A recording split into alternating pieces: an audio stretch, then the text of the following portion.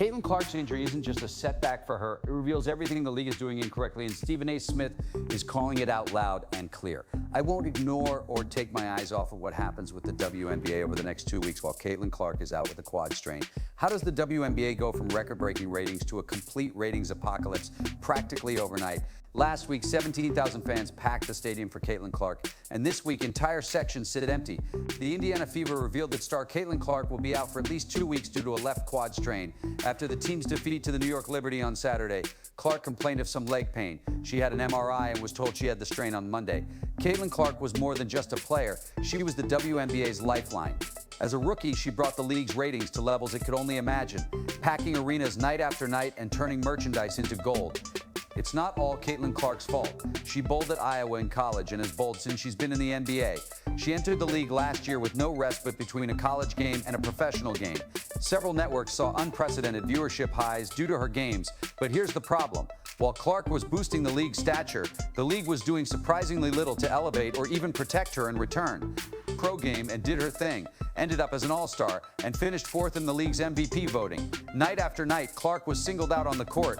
She was repeatedly subjected to hard fouls, elbows, and physical play that went beyond what was appropriate in a professional game. But the referees remained silent, and the league was nowhere to be seen. It got so bad that Stephen A. Smith didn't just call it out. He outright blasted the WNBA for what he perceived as systemic negligence. It's about what she stands for, Caitlin Clark. My point is that even if you're Magic and Bird, it didn't stop Jordan from coming along and doing what he did.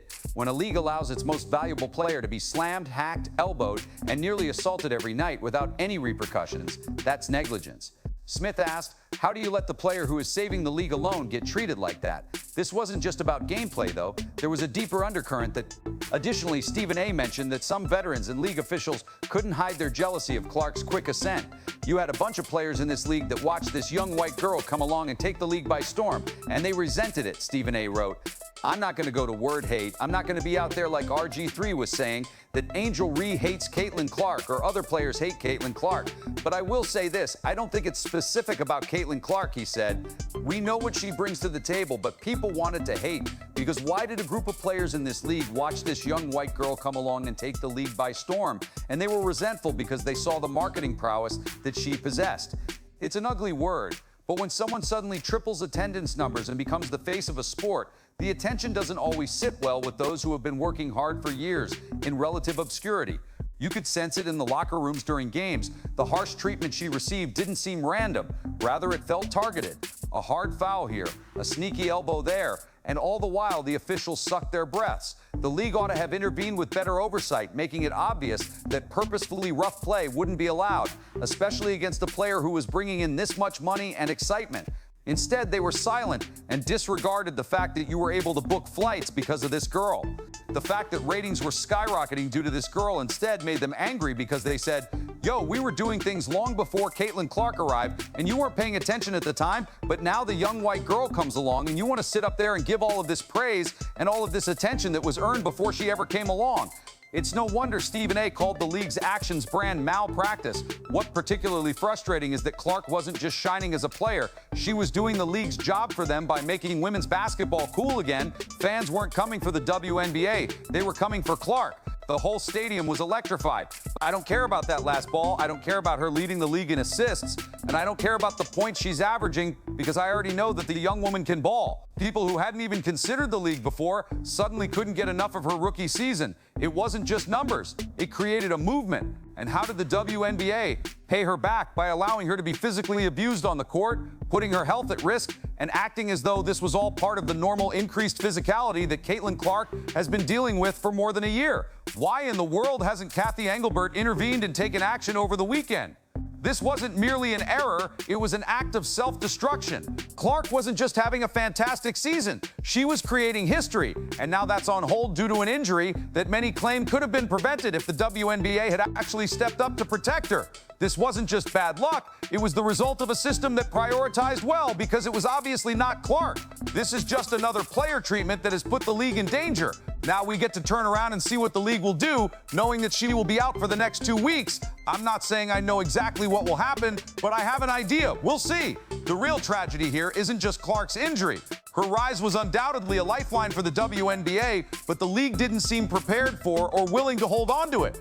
Now the consequences are all over, from empty arenas to plummeting ratings. This mess isn't just about Caitlin Clark anymore, it's about the chaos her absence unleashed.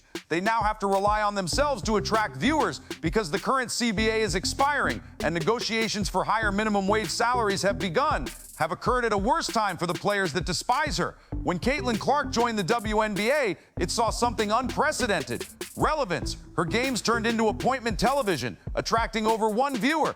At its height, the league had 17 million viewers, which was unprecedented for a league that usually struggles with small viewership. However, without her, that figure fell to just 394,000. Let's take a moment to process that. 17 million to 394,000. Guys, the WNBA without Caitlin Clark is still a draw that few people want to watch. That's not a decline, it's a crisis. The league's entire structure is collapsing under the weight of one player's absence, and it's not just the TV ratings. The Indiana Fever, for instance, went from selling tickets at a brisk pace to cutting prices in half, and that's still not enough to fill the seats. Entire arena sections were buzzing with flies. We're not talking about minor changes here. This is a full-blown fan disappearance. You could argue that losing a star always affects attendance, but to this extent, it's unprecedented. We've never seen one player's absence create this kind of domino effect. Now, I'm not asking you to compete with the Indiana Fever because we know that nothing in this league can compete with the Indiana Fever when Caitlin Clark is playing for them. The WNBA is having a serious ratings issue. All right, so when the ratings for the Indiana Fever game without Caitlin Clark were released, I noticed that some people were attempting to make it seem good. I thought, how is that a positive? Networks that celebrated record highs during Clark's rookie season last season are now frantically trying to maintain any kind of viewership. Those high-definition replays that showcased her incredible three-point shooting range are gone. And the videos that went viral on social media, it's more than just Clark's injury. What you're witnessing is a league exposed for being overly reliant on her. It's like building a skyscraper on sand. Instead, they're frantically trying to generate excitement around matchups that fans simply aren't tuning in for. They've seen a decline in viewership since 2023. Caitlin Clark skews that number for last year because millions of people tuned in. But as far as non-Caitlin Clark games, the numbers have been continuing to decline. When Caitlin Clark was playing, WNBA merchandise was flying off the shelves, stores couldn't keep her jersey in stock, and the league was finally capitalizing on its rare burst of mainstream attention. However, sales plummeted. Yes, diehard fans are probably still buying, but the casual viewers are what make all this work, not the hardcore fans. I think the WNBA still has a big problem with the Indiana Fever, and Caitlin Clark still looking like the only draw. These ratings are terrible, and the league should change the rules to make the game more fun. There's also this intangible element to all of this, a kind of why bother attitude creeping in with fans when someone like Clark is on the court. It's not just about her numbers or her highlights, it's about the energy she brought to the game.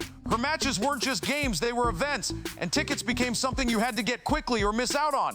Her absence doesn't just lower the numbers, it completely saps the energy. The last NBA TV game against the Dream averaged 581,000 viewers, but that was still a long way off.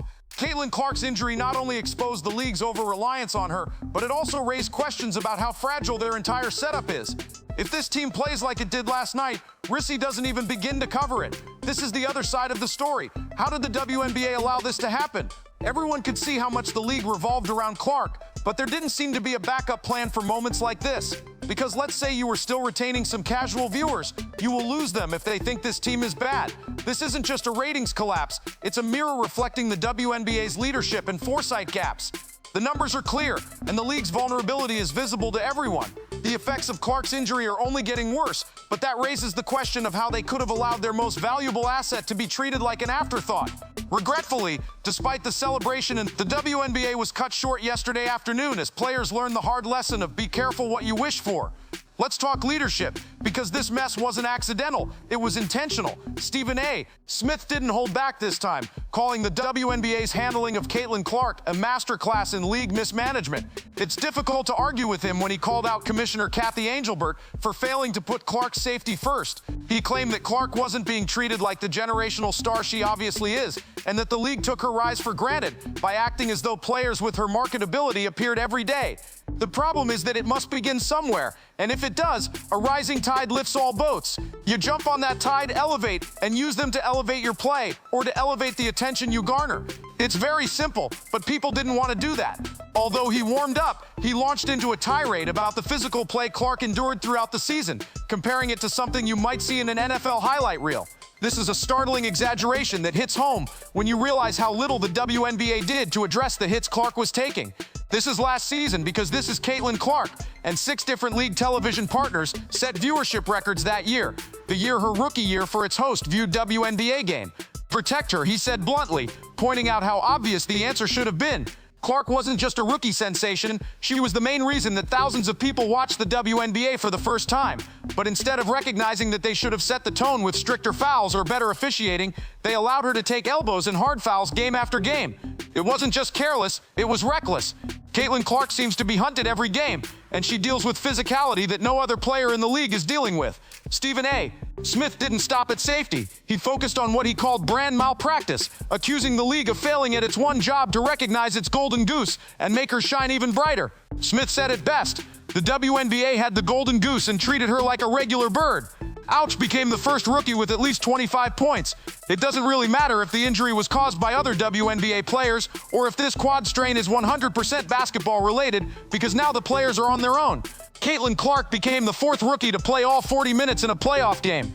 When you think about it, she made arenas sell out, caused a never-before-seen spike in ratings, and had people purchasing her jersey more quickly than the league could keep it in stock. However, her marketing is at best generic. The league didn't capitalize on her stardom as they should have, instead acting as though she was a force to be reckoned with. Her ascent was just another season plot point. I won't name them, but you all know who they are, and they didn't want to do that. I'm not just talking about players, though. I'm also talking about commentators and announcers. There are a lot of people who didn't want Caitlin Clark to have her moment. What's worse is the underlying animosity that crept in from some more seasoned players and even league officials. You had a number of players in this league that... Did you know that every one of those games included the Indiana Fever? I mean, am I making this up? Every one of the games including the Indiana Fever, you think that's an accident? No one likes to admit that internal politics and egos can sabotage something this big, but the fact that this young white girl came along and took the league by storm and they resented it is a brutal but honest take that gives us a peek behind the scenes. Thanks to Clark, Indiana led the league in both home and away attendance. The FIFA averaged 17,035 fans at home and over 15,000 on the road. 4 teams moved their home games to larger arenas when Indiana came to town to accommodate more fans. So what about Caitlin Clark? Was the league reluctant to go all in with Clark because it would upset the balance among its longtime stars? Did that hesitation stop them from protecting their brightest talent because they didn't want to seem like they were playing favorites? The reason the damage is done is because Smith wasn't just disparaging the WNBA for fun. He was warning them that Clark's injury might keep her out of action for weeks, but that if they don't make a serious course correction, the aftershocks could last much longer. The WNBA's leadership is in the driver's seat, heading straight for it. Quad injuries can be tricky. A quad strain could keep you out for a few weeks or months. If it's the latter, it could Bartino for almonds. The WNBA's biggest shortcomings were revealed by Caitlin Clark's injury, which not only forced her off the court, but also revealed deep cracks in leadership, player support, and the league's entire marketing strategy. This wasn't an accident. Rather, it was the inevitable result of treating a once-in-a-lifetime talent like an afterthought. Last year, attendance for the entire league increased by almost 50%, according to data from across the fixture. The question now isn't just about Clark's recovery, it's about the league's. Can the WNBA actually create a system that prioritizes its stars before it's too late? Right now, they had lightning in a bottle, and it's slipping through their fingers. Indiana led all teams with an average attendance of 17,035, which was up 319% from the previous year. All other teams also saw double-digit percentage growth.